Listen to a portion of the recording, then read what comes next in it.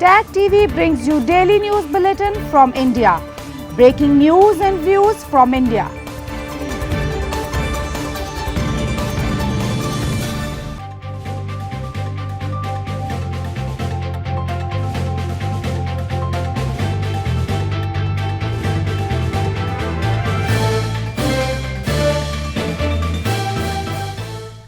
Good evening. Welcome to South Asia Newsline. I'm Lipakshi Khurana. Here are the top stories we're tracking for you on Monday, the 19th of August.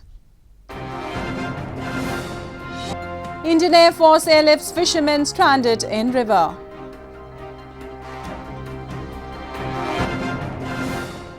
Afghan president vows revenge over wedding attack by Islamic State.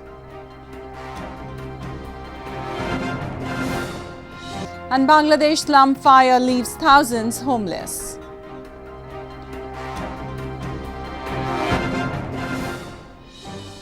And now for all the details, Indian Air Force officials on Monday airlifted two fishermen who were stranded in a river in Jammu district following a sudden increase in the water level.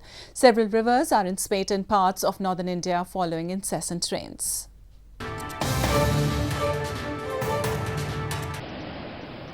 In a daring airlift rescue operation, a chopper of the Indian Air Force on Monday successfully rescued two persons stuck in the Tavi River in Jammu district of India's Jammu and Kashmir. Dramatic visuals showed the persons who were local fishermen getting stuck in the river following a sudden increase in water level. Minutes later, the stranded persons were winched onto a rope and airlifted at once from the flooded river and taken to a safe location. Two other men who swam in the river and tried to reach a safe place were also rescued by the Air Force. 2 घंटे से operation चल रहा था, तो बाद में हमें पता चला कि चॉपर से इनको रेस्क्यू करना इम्पोर्टेंट है, तो हमने एयर फोर्स से कांटेक्ट करके चॉपर से की मदद ली और इनको सक्सेसफुली रेस्क्यू किया. Heavy downpour in parts of India's northern Punjab province in the last 2 days created a flood-like situation in 7 villages of Philor town on Monday. The Punjab government had on Sunday put a precautionary alert in the areas close to the Satluj river after 2 lakh cusecs of water was released from Ropar head works in the province. Meanwhile, at least 4 people were killed and 3 rescued in Uttarkashi in northern Uttarakhand province following a cloudburst in the area. Rescue operations were still underway as one person was reportedly missing. Government offices and schools reopened on Monday in India's Jammu and Kashmir amid tight security as restrictions were further eased in the valley. Reasonable restrictions were imposed in the region after India abrogated the special status of Jammu and Kashmir and bifurcated it into 2 union territories earlier this month. Government offices and schools reopened on Monday in India's Jammu and Kashmir amid tight security as restrictions were further eased in the valley. Several areas of the region were put under restrictions after India's move on 5th August to abrogate Article 370 and 35A, revoking the special status of Jammu and Kashmir and bifurcating it into 2 union territories. Mobile internet services has also remained suspended in some parts of the region. सरकारी order निकला था ये commissioner का कि सोमवार को जो है वो 19 तारीख को खुलना ही खुलना है, तो किसी भी हालत में पहुंचा, तो हम आ गए हैं. तो पूरी सुरक्षा के साथ बिल्कुल पूरी सुरक्षा के साथ आए हैं हम. Primary level students who attended schools on Monday expressed their happiness over resuming their studies and meeting their classmates after about 2 weeks. Middle and higher secondary schools, however, were kept closed in the first phase. आज हम बहुत दिन के बाद school जा रहे हैं. 10-15 दिन हो गए हम अभी तक स्कूल नहीं गए हैं, अपने दोस्तों से नहीं मिले. आज हम अपने दोस्तों से भी मिले हैं, बहुत अच्छा लग रहा है. The government has said that it would ease and lift the restrictions in a phased manner in Jammu and Kashmir. The bifurcation of Jammu and Kashmir into 2 union territories will come into existence on 31st October. Indian Prime Minister Narendra Modi concluded his 2-day state visit to Bhutan on Sunday, during which he held talks with the country's leaders to further deepen the bilateral ties. This is the first bilateral visit by Prime Minister Modi after assuming office for the second time in May 2019. Indian Prime Minister Narendra Modi concluded his 2-day state visit to Bhutan on Sunday, during which he held talks with country's leaders to further deepen the bilateral ties. This was the first bilateral visit by Prime Minister Modi after assuming office for the second time in May 2019. Prime Minister Modi and his Bhutanese counterpart Lote Tshering held delegation-level talks. Both sides reaffirmed their shared security interest and reiterated their commitment to maintain close coordination on matters affecting each other's security and national interest. The two countries inked 10 MOUs in the field of space research, aviation, IT, power and education to infuse new energy into their ties.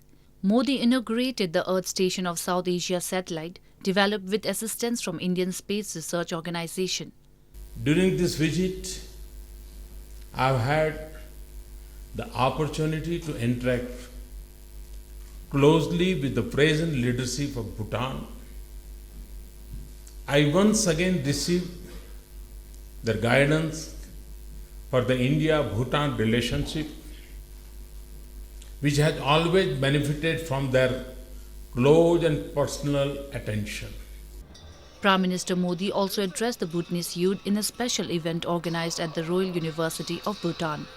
He also visited Bhutan's National Memorial Chorten and paid his respects to the third king Jigme Dorji Wangchuk, a king who opened Bhutan to the world and brought in larger democratic reforms. US President Donald Trump on Sunday expressed optimism at the state of talks on an Afghanistan peace deal, saying that talks with both the Taliban and the Afghan government are going well. US President Donald Trump expressed optimism at the state of the talks on Afghan peace process, saying that talks with both the Taliban and the Afghan government are going well. US and the Taliban are trying to negotiate an agreement on the withdrawal of the US forces in exchange for a Taliban commitment on security and peace talks with the Afghan government. Speaking before boarding Air Force One in New Jersey on Sunday, Trump said that United States would seek to get troop levels below 13,000 but leave very significant intelligence capabilities behind. We're having very good discussions with the Taliban. We're having very good discussions with the Afghan government. Both US and the Taliban negotiators wrapped up the 8th round of peace talks in Qatar recently. They are expected to sign a peace agreement within the next few days, which will provide the ground for US troop withdrawal and reduction of violence in Afghanistan. And news just in, a series of bombings struck the eastern Afghan city of Jalalabad on Monday, wounding at least 66 people as the country marked the 100th anniversary of its independence. Officials said the bombs were planted near a market where hundreds of people had congregated after attending Independence Day events. And moving on, Afghan President Ashraf Ghani vowed to avenge the killing of innocent Afghans following a suicide blast at a wedding that killed at least 63 people over the weekend. Ghani called the attackers cowardly and weak.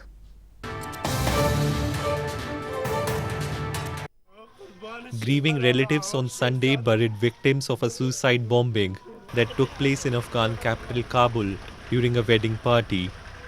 At least 63 people were killed and 182 wounded when a suicide bomber detonated his explosives during a packed wedding reception in Kabul on Saturday night. Both the bride and the groom survived the blast, which was claimed by the Islamic State on Sunday. President Ashraf Ghani, in his comments before the Islamic State had claimed responsibility, said that the Taliban could not absolve themselves of blame, for they provide a platform for terrorists. آماج قرار دادن مردم ما در مراسم خوشی، مکاتب، مساجد، بازارها و مکانهای عامه نشان دهنده قساوت یک گروه حراس افغان است که برای کشتن مردم بیگناه ما کمر بستند. طالبان با نکوهش این حمله نمیتوانند خود را تبرئه کنند، زیرا آنان خود فراهم کننده بستری برای فعالیت توریستانند. There has been no let-up in fighting and bomb attacks in Afghanistan over recent months, despite talks between the United States and the Taliban since late last year. Both US negotiators and the Taliban have reported progress after 8 rounds of talks since late last year, but some Afghans have been skeptical about the effort amid the carnage.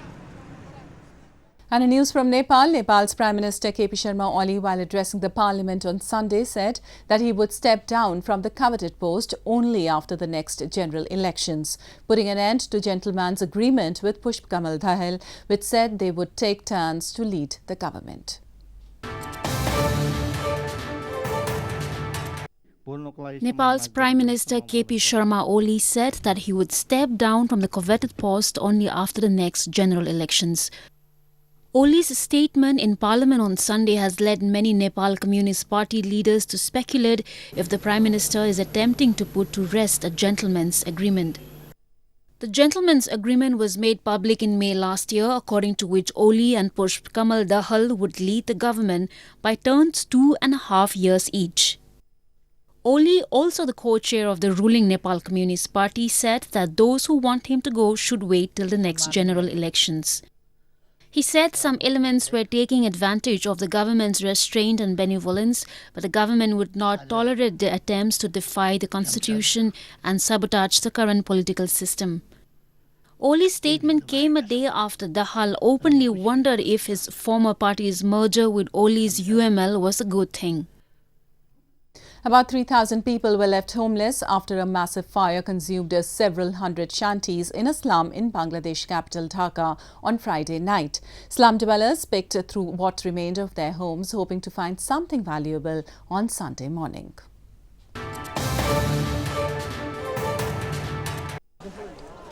Slum dwellers picked through what remained of their homes, hoping to find something valuable on Sunday morning, after a massive blaze struck through congested slum on the northern outskirts of Bangladesh's capital city Dhaka on Friday night. About 3,000 people were left homeless after a massive fire consumed several hundred shanties in the slum in Mirpur town, government officials said on Sunday. Junior Minister for Disaster Management and Relief Inamur Rahman said the government would initially provide a total of 500 tons of rice and over $15,000 for everyone affected.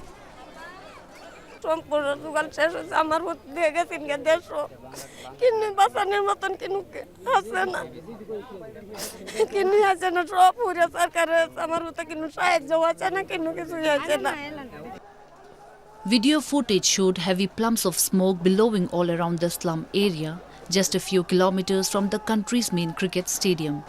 3 people were injured in the blaze. Meanwhile, a 3-member probe committee has been formed to investigate the devastating slum fire. Fires at factories, slums and markets are common in Bangladesh. The Partition Museum in India's Amritsar city organised a special event over the weekend dedicated to the Sindhi Hindu community that came from Pakistan to India during the 1947 partition.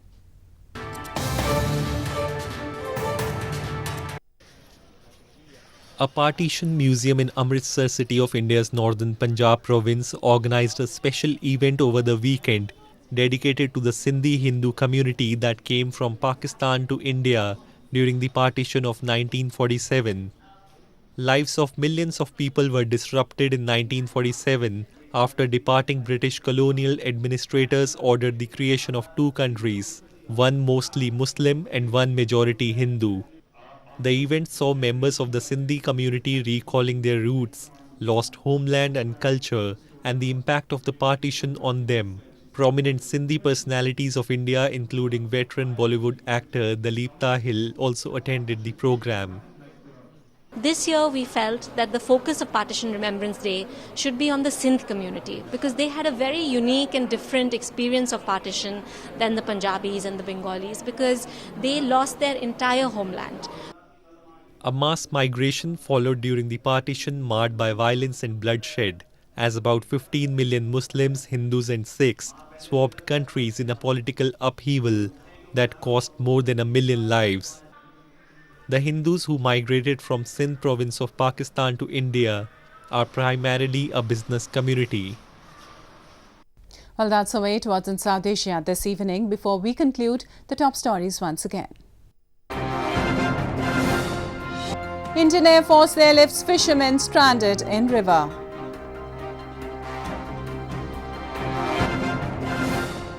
Afghan president vows revenge over wedding attack by Islamic State.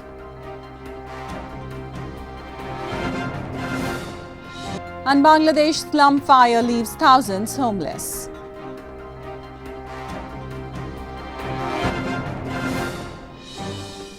Now our viewers can watch the show on SouthAsiaNewsline.com. You can also visit us on Facebook.com/SAsiaNewsline and follow us on Twitter @SAsiaNewsline.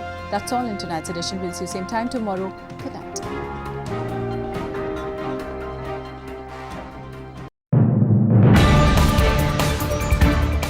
Tag TV brings you daily news bulletin from India. Breaking news and views from India.